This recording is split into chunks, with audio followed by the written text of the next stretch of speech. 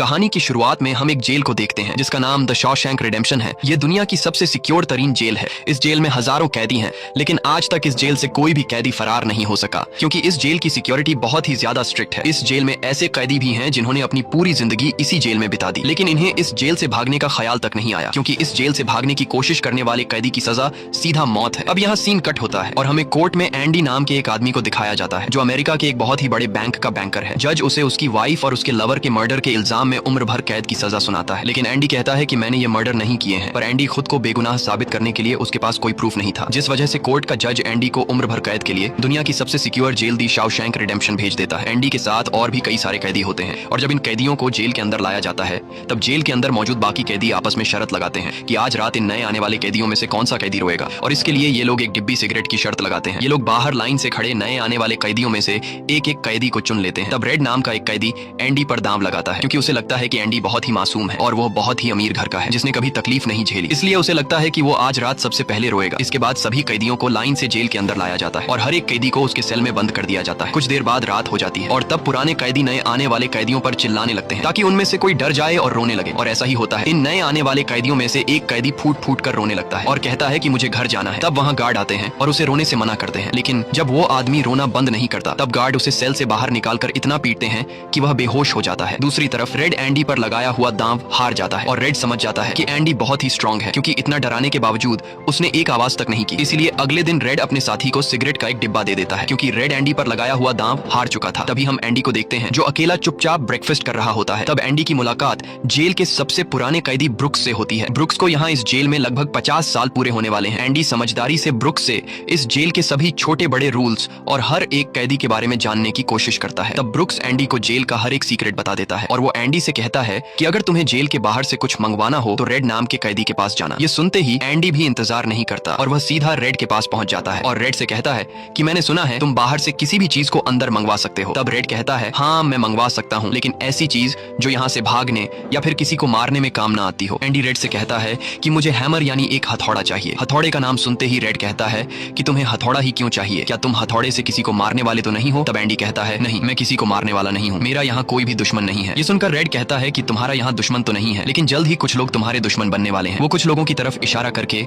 Andy को warn करता है कि इन लोगों की गंदी नजर तुम पर है, इसलिए इनसे बच कर रहना। अगले दिन एंडी के कहने पर रेड उसके लिए हैमर मंगवा देता है और जब वो हथौड़ा देखता है तो रेड हंसने लगता है क्योंकि हथौड़ा साइज में बहुत ही छोटा होता है और रेड मन ही मन सोचता है कि इस हथौड़े से जेल में सुरंग बनाने में 600 साल लग जाएंगे। इसके बाद रेड ब्रुक्स के जरिए एंडी के सेल तक हथौड़ा पहुंचा देता है। ऐसे ही दिन बीतते हैं और एक दिन जब एंडी लॉन्ड्री में काम कर रहा होता है तब वो 3 लोग जिनकी एंडी पर गंदी नजर होती है वो एंडी को पकड़ लेते हैं। एंडी उनसे अपने आप को छुड़ाने की कोशिश करता है पर 3 लोगों को वह अकेले कंट्रोल नहीं कर पा रहा था, इसलिए ये तीनों पहले एंडी को खूब पीटते हैं और फिर एंडी के साथ गलत करते हैं। ये सिलसिला इसी तरह चलता रहता है। ये लोग हमेशा एंडी को पकड़ते और फिर उसे मारकर उसके साथ गलत करते रहते। इस तरह से 2 साल बीत जाते हैं और एक अनाउंस होता है कि छत की मरम्मत के लिए कुछ लोगों की जरूरत है। यहाँ कैदियों की एक टीम छत के काम के लिए तैयार हो जाती है जिसमें रेड और एंडी भी शामिल होते हैं। ये लोग सब अपने काम पर लग जाते हैं और छत पर उनकी देखभाल की जिम्मेदारी एक बहुत ही सख्त सिक्योरिटी गार्ड की होती है जिसका नाम हैडली है। हैडली बहुत ही स्ट्रिक्ट इंसान है जो जरा सी गलती पर कैदियों को बहुत बुरी तरह पीटता है। जब सभी कैदी छत पर काम कर रहे होते हैं तब हैडली थोड़ा परेशान होता है और अपने साथियों से कहता है कि मेरे भाई की हाल ही में मौत हुई है जिसके अकाउंट में $30,000 पड़े हैं। अब मेरे भाई का मेरे अलावा इस दुनिया में और कोई नहीं है, इसलिए उसके पैसे पर मेरा हक बनता है। लेकिन परेशानी की बात यह है कि जब मैं इन $30,000 को अपने अकाउंट में ट्रांसफर करूंगा तब सरकार मुझसे टैक्स के रूप में सारे पैसे ले लेगी। हैडली जब अपने साथियों से यह बातें कर रहा था तब एंडी भी इसकी सारी बातें सुन लेता है। एंडी जो कि एक बहुत बड़ा बैंकर है उसे पता था कि इन पैसों को बिना गवर्नमेंट को टैक्स दिए कैसे निकाला जा सकता है।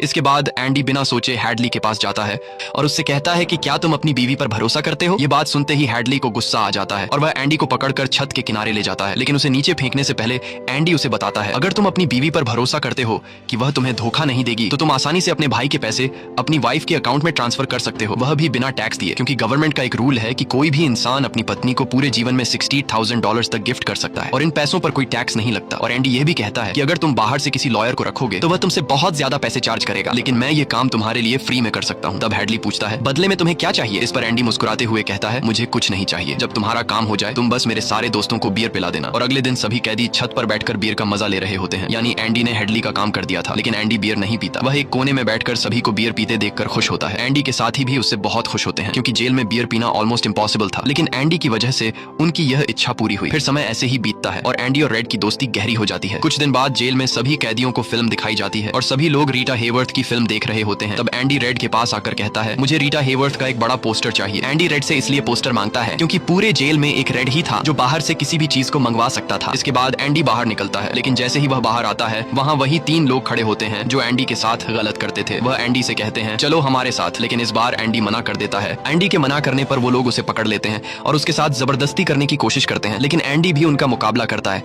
पर वो लोग 3 होते हैं, जिस वजह से वो एंडी को बहुत ही बुरी तरह से पीटते हैं। पर आज ये लोग एंडी के साथ कुछ कर नहीं पाते, लेकिन एंडी को ये लोग इतना मारते हैं कि एंडी 1 महीने के लिए अस्पताल में चला जाता है और साथ ही वो आदमी जिसने एंडी को मारा होता है उसे 1 हफ्ते के लिए काल कोठरी में डाल दिया जाता है। 1 हफ्ते बाद जब वो वापस अपने सेल में आता है तो वहां पर वही ऑफिसर होता है जिसका एंडी ने $30,000 का टैक्स बचाया था। और इस ऑफिसर को किसी ने बता दिया था कि एंडी को इस आदमी ने इतना मारा है कि वो बेचारा 1 महीने के लिए अस्पताल में चला गया है। अब यहाँ वो ऑफिसर उस आदमी को इतनी बुरी तरह से मारता है कि वो हमेशा के लिए पैरालाइज हो जाता है। 1 महीने बाद जब अस्पताल से एंडी वापस अपने सेल में आता है तब उसे अपने सेल में रीटा हेवर्थ का एक बड़ा पोस्टर मिलता है जो कि असल में एक वेलकम गिफ्ट होता है रेड की तरफ से। इस तरह से दिन गुजरते हैं और एक दिन जेल का वार्डन सिक्योरिटी गार्ड के साथ एंडी के सेल में आता है और उसके सेल की तलाशी करवाता है। सेल की चेकिंग लेने के बाद जब वार्डन को कुछ नहीं मिलता तब वार्डन की नजर सामने लगे पोस्टर पर पड़ती है। वार्डन कहता है कि वैसे तो मैं सेल में पोस्टर अलाउ नहीं करता, पर तुम इसे अपने सेल में लगा सकते हो। दरअसल तलाशी तो एक बहाना होता है। वार्डन को इस ऑफिसर ने बताया था कि किस तरह से एंडी ने उसका $30,000 का टैक्स बचाया, इसीलिए वार्डन अपने फायदे के लिए एंडी से मिलना चाहता था। एंडी के हाथ में बाइबल होती है जिसे वह ले लेता है और बाइबल को लेकर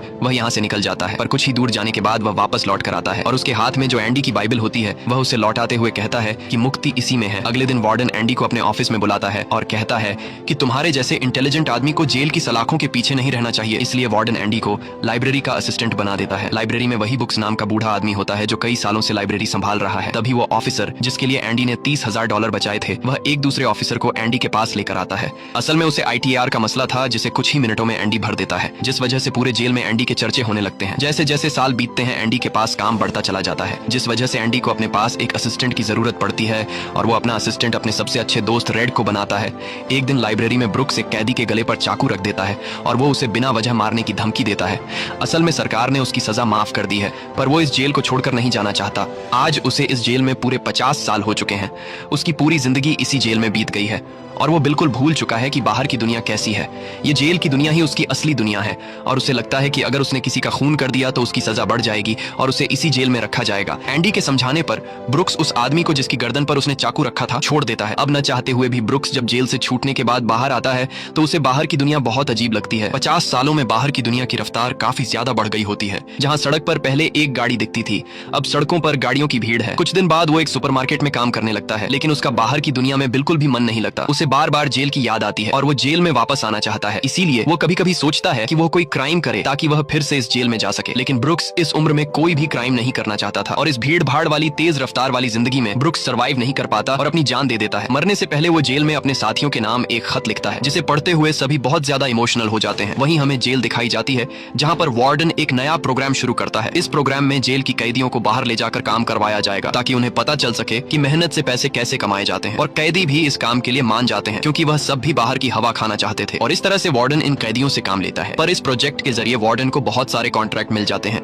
क्योंकि जेल के कैदियों की लेबर बहुत सस्ती होती है और जो बाहर की लोकल कंस्ट्रक्शन लेबर की टीम होती है उन्हें कहीं पर भी काम नहीं मिलता क्योंकि वार्डन उनका काम आधी कीमत पर अपने कैदियों से करवाता है। और वार्डन आधी कीमत पर काम इसलिए करता है क्योंकि कैदी कोई लेबर तो थे नहीं जिनको वार्डन दिहाड़ी दे पाता। इसलिए वार्डन फ्री में कैदियों से काम करवाकर बहुत सारा पैसा कमाने लगता है और उसका यह पैसा ब्लैक का होता है। लेकिन एंडी एक बैंकर होने की वजह से वार्डन का सारा ब्लैक मनी व्हाइट में बदल देता है। दरअसल एंडी इन पैसों को एक ऐसे आदमी के नाम पर जमा करता है जो इस दुनिया में है ही नहीं और वह उसके अकाउंट में सारा पैसा ट्रांसफर कर देता है ताकि अगर कल को पुलिस को पता भी चल जाए तो पुलिस एक ऐसे आदमी को ढूंढ रही होगी जो इस दुनिया में कभी पैदा ही नहीं हुआ। अब यहाँ जेल में एक नया कैदी आता है जिसका नाम टॉमी है। टॉमी बहुत यंग होता है और वह इस छोटी सी उम्र में कई सारी जेलों में जा चुका है। टॉमी एक बहुत ही फ्रेंडली नेचर का था, इसलिए उसकी जल्द ही जेल में बहुत से कैदियों से दोस्ती हो जाती है। एक दिन खाने की टेबल पर टॉमी सबसे कहता है कि मैं पिछले कई सालों से चोरी कर रहा हूँ, इसलिए मैं यहाँ की कई सारी जेलों में जा चुका हूँ और इस बार भी मैं चोरी की वजह से इस जेल में आया हूँ। टॉमी की बात सुनते हुए एंडी उसे कहता है कि अगर तुम चोरी करने के बाद बार बार पकड़े जा रहे हो तो इसका मतलब ये है कि यह काम तुम पर सूट नहीं करता, इसलिए तुम्हें चोरी करना छोड़ देना चाहिए। टॉमी को एंडी की यह बात बिल्कुल ठीक लगती है, इसलिए टॉमी रेड से एंडी के बारे में जानकारी लेने लगता है। टॉमी रेड से कहता है कि एंडी बहुत ही इंटेलिजेंट और डिसेंट इंसान है, उसे जेल क्यों हुई है। रेड उसे बताता है कि एंडी एक बहुत बड़ा बैंकर था लेकिन उसने अपनी वाइफ और उसके लवर का कत्ल किया जिस वजह से उसे उम्र भर कैद हुई। यह सुनकर टॉमी सोच में पड़ जाता है। जैसे उसे कुछ याद आया हो उसके बाद वह एंडी को बुला लेता है। अब टॉमी के सामने एंडी और रेड होते हैं। टॉमी इन दोनों को बताता है कि 4 साल पहले मैं एक जेल में गया था जहाँ पर मुझे एक कैदी मिला और उस कैदी ने मुझे बताया कि एक रात वह एक घर में चोरी करने गया। चोरी के दौरान उस घर का मालिक जाग गया। अब पकड़े जाने के डर से उसने उस घर के मालिक और उसकी पत्नी को मार डाला। बाद में उसे पता चला कि वो दोनों पति पत्नी नहीं थे बल्कि लवर थे और वो औरत एक बहुत बड़े बैंकर की पत्नी थी। कुछ समय बाद जब मैंने अखबार में न्यूज पढ़ी तो मुझे पता चला कि पुलिस ने जब इन 2 मर्डर्स के बारे में जांच की तो पुलिस को शक हुआ कि इन दोनों को बैंकर ने मारा है। इसलिए बैंकर को उसकी पत्नी और उसकी पत्नी के लवर के हत्या के इल्जाम में गिरफ्तार कर लिया गया। यहाँ हमें पता चलता है कि एंडी बेगुनाह था। ये सब जानने के बाद एंडी वार्डन के पास जाता है और उससे ये सारी बातें बताता है, पर वार्डन जानबूझकर उसकी बातों पर विश्वास नहीं करता क्योंकि एंडी वह इंसान है जो उसके काले पैसों को व्हाइट में बदलता है और वार्डन के सारे राज जानता है। इसलिए अगर एंडी यहाँ से चला गया तो वार्डन न तो और पैसे कमा पाएगा और शायद उसके ब्लैक पैसों का राज भी खुल जाएगा। इसलिए वह एंडी से कहता है कि यह एक झूठी कहानी है। मुझे ऐसी कहानियां रोज सुनने को मिलती हैं। एंडी वार्डन से वादा करता है कि अगर मैं आजाद भी हो गया तो मैं तुम्हारा राज ही रखूंगा, लेकिन वार्डन एंडी की कोई भी बात नहीं सुनता। यह देखकर एंडी को बहुत गुस्सा आता है कि मैंने इस आदमी की इतनी मदद की लेकिन आज बेगुनाह होने के बावजूद भी मुझे यह बाहर नहीं जाने दे रहा। इसलिए एंडी वार्डन पर चिल्ला पड़ता है। तब वार्डन एंडी को 1 महीने के लिए काल कोठरी में डाल देता है और उसके बाद वह सीधे टॉमी के पास जाता है और वार्डन टॉमी से पूछता है कि क्या तुमने जो बातें एंडी को बताई हैं वह सारी सच हैं? टॉमी कहता है हाँ, ये बिल्कुल सच है। इसके बाद वह टॉमी से कहता है कि क्या अगर तुम्हें कोर्ट में बुलाया जाए तो तुम कोर्ट में इस बात की गवाही दे सकते हो? तब टॉमी कहता है हाँ, मैं इसके लिए तैयार हूँ। यह सुनते ही वार्डन ऊपर गार्ड को इशारा करता है और वह गार्ड टॉमी को गोलियों से छलनी कर देता है।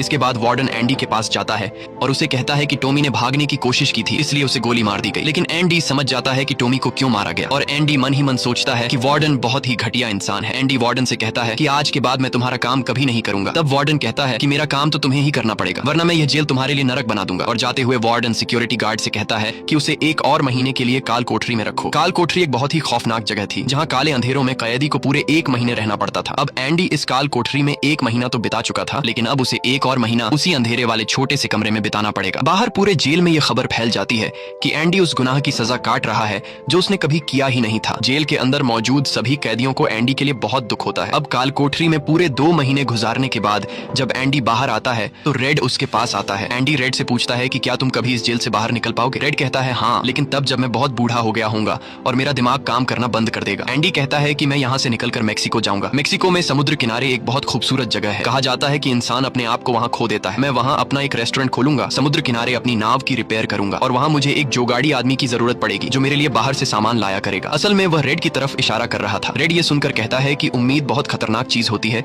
ये इंसान को पागल तक कर देती है। तुम्हें सच्चाई की दुनिया में वापस लौटना होगा। मेक्सिको यहाँ से बहुत दूर है। ये कहकर रेड वहाँ से जाने लगता है लेकिन जाने से पहले एंडी रेड से कहता है कि वादा करो कि अगर तुम कभी यहाँ से रिहा हुए तो मेरा एक काम करोगे। रेड कहता है हाँ, मैं जरूर करूंगा। तब एंडी रेड को एक एड्रेस बताता है और कहता है कि जब भी तुम यहाँ से छूट जाओ तो उस जगह जाना जहाँ एक बड़े मैदान के बीच एक खूबसूरत पेड़ है। उसी पेड़ के नीचे मैंने अपनी वाइफ को प्रपोज किया था। वह रेड से कहता है कि उसी पेड़ के नीचे एक दीवार के अंदर तुम्हें काले रंग का पत्थर मिलेगा जिसके नीचे मैंने एक बॉक्स छिपाया है और जब भी तुम रिहा हो जाओगे तो वहां जाकर उस पत्थर के नीचे उस बॉक्स को देखना कि उसमें क्या है। यह कहकर एंडी वहां से चला जाता है और सीधा वार्डन के पास पहुंचता है। वह वार्डन का काम पूरा करके उसके सारे डॉक्यूमेंट्स एक खास तिजोरी में रखता है। डॉक्यूमेंट्स रखने के बाद वार्डन एंडी को अपने कपड़े देता है। वह एंडी से कहता है कि मेरे कपड़े प्रेस करवा देना और मेरे जूतों को शीशे की तरह चमका देना। इसके बाद एंडी वापस अपने सेल में आ जाता है। वहीं दूसरी तरफ रेड आज रात बहुत परेशान होता है क्योंकि उसे डर था कि एंडी कहीं खुद को मार न दे। इस तरह से रात गुजर जाती है और सुबह होती है। सुबह होते ही सभी कैदियों के सेल के दरवाजे खुल जाते हैं और सभी कैदी बाहर आ जाते हैं लेकिन एंडी सेल से बाहर नहीं आता। ये पिछले 20 सालों में पहली बार ऐसा हो रहा था कि कोई कैदी सुबह अपने सेल से बाहर नहीं आया। तब रेड की नजर भी एंडी के सेल की तरफ होती है और रेड की परेशानी बढ़ती रहती है कि कहीं एंडी ने खुद को मार तो नहीं दिया। तभी एक गार्ड बहुत गुस्से में एंडी के सेल की तरफ जाता है लेकिन वहां पहुंचकर जब वह देखता है तो उसकी आंखें खुली की खुली रह जाती हैं क्योंकि अंदर सेल में कोई भी नहीं था और एंडी वहां से फरार हो चुका था। अब हम वार्डन को देखते हैं जो अपने जूते पहनने के लिए निकालता है लेकिन उस बॉक्स में उसके नहीं बल्कि एंडी के पुराने जूते होते हैं और तभी पूरे जेल में सायरन बजने लगता है और यह सायरन होता है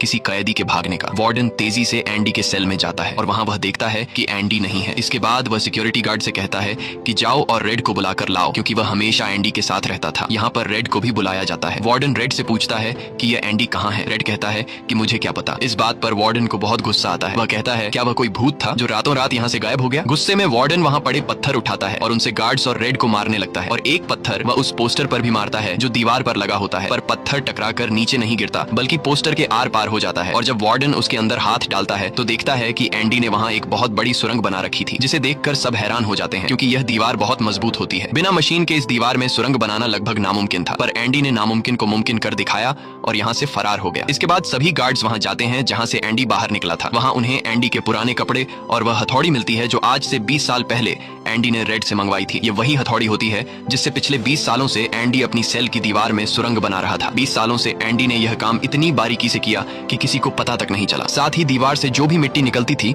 वह उसे अपनी जेब में रखकर ग्राउंड में बिखेर देता था। एंडी ने आखिरी बार जब वार्डन के लिए काम किया था तो वह वार्डन के काले पैसों के सारे डॉक्यूमेंट्स अपने पास रख लेता है और उसके पास जो उसकी बाइबल होती है वह उसे वार्डन की नजरों के सामने चालाकी से उसकी तिजोरी में रख देता है और एंडी वार्डन को ऐसे दिखाता है कि जैसे ये बाइबल नहीं बल्कि उसके डॉक्यूमेंट्स हैं। साथ ही वार्डन ने जो अपने कपड़े उसे प्रेस करने के लिए दिए थे, एंडी पहले वार्डन के कपड़ों को पहनता है और फिर उसके ऊपर अपने पुराने कपड़े पहन लेता है और वे जूते जो वार्डन ने उसे शीशे की तरह चमकाने के लिए दिए थे, एंडी उन्हें पहनकर निकल जाता है। रात को जैसे ही सारी लाइट्स बंद होती हैं, एंडी अपने सेल में की गई सुरंग से बाहर निकलता है। इसके बाद वह एक गटर का पाइप तोड़ता है और उस पतले से गटर के पाइप में रेंगता हुआ उस जेल से फरार हो जाता है जिससे आज तक कोई भी भाग नहीं सका था। हालांकि एंडी जिस गटर के पाइप से रेंगता हुआ बाहर निकला था वह लगभग 2 किलोमीटर लंबा था। अगली सुबह एंडी उस बैंक में जाता है जहां पर वार्डन का सारा ब्लैक पैसा होता है। ये पैसे एक ऐसे आदमी के नाम पर होते हैं जो इस दुनिया में है ही नहीं। ये सारा डॉक्यूमेंट्स का खेल एंडी ने ही तो बनाया था और बैंक में उस अकाउंट के ओनर का जो सिग्नेचर था वह जेल से एंडी किया करता था। इसलिए एंडी को वार्डन का सारा पैसा निकालने में कोई मुश्किल नहीं होती। एंडी के पास उस आदमी के नाम के सारे डॉक्यूमेंट्स होते हैं, इसलिए एंडी बैंक्स में जाकर सारे पैसे निकाल लेता है और ये पैसे होते हैं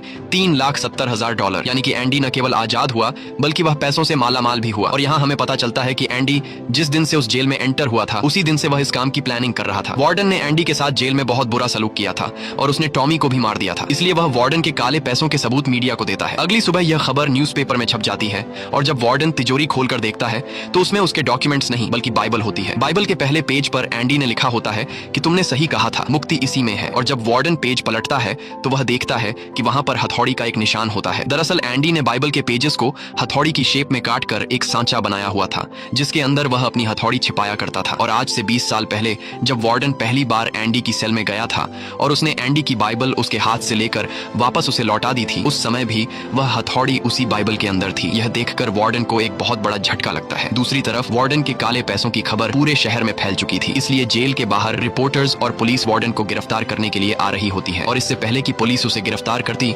वार्डन अपने आप को गोली मार देता है। कुछ समय बीतने के बाद एंडी के दोस्त रेड की सजा भी माफ कर दी जाती है और उसे गवर्नमेंट की तरफ से एक नौकरी भी दिलाई जाती है। पर बाहर की दुनिया में रेड का दिल बिल्कुल नहीं लगता क्योंकि उसने अपनी जिंदगी के 40 साल जेल में गुजारे थे। रेड भी उसी कमरे में रहता है जहां पर ब्रुक्स रहा करता था और रेड भी अपनी जान देना चाहता है, पर तभी उसे याद आता है कि उसने एंडी से वादा किया था। इसके बाद वह उस जगह के लिए गाड़ी में रवाना हो जाता है और वह उस बड़े घास के मैदान में जाता है जहां पर एक बहुत बड़ा पेड़ होता है। साथ ही पत्थरों की दीवार भी होती है। उस दीवार पर एक काले रंग का पत्थर होता है और जब वह उस पत्थर को उठाता है तो उसके नीचे एक बॉक्स होता है। उस बॉक्स के अंदर कुछ पैसे और एक लेटर होता है। ये लेटर एंडी का होता है। उस लेटर में लिखा होता है कि एंडी रेड का उसी जगह पर इंतजार कर रहा है जिस जगह के बारे में एंडी ने रेड को जेल में बताया था। उसके आगे एंडी ने लिखा होता है कि उम्मीद अच्छी चीज होती है। इसके बाद रेड उस जगह पहुंच जाता है और जब वह समुद्र किनारे जाता है तो वो देखता है कि एंडी नाव में बैठकर अपनी नाव ठीक कर रहा है। यह जगह, यह सब कुछ एंडी का वह सपना होता है जो उसने जेल में रेड से शेयर किया था और रेड ने कहा था कि उम्मीद अच्छी नहीं होती। इसके बाद यह दोनों एक दूसरे को गले लगाते हैं और इसी के साथ ये कहानी खत्म हो जाती है।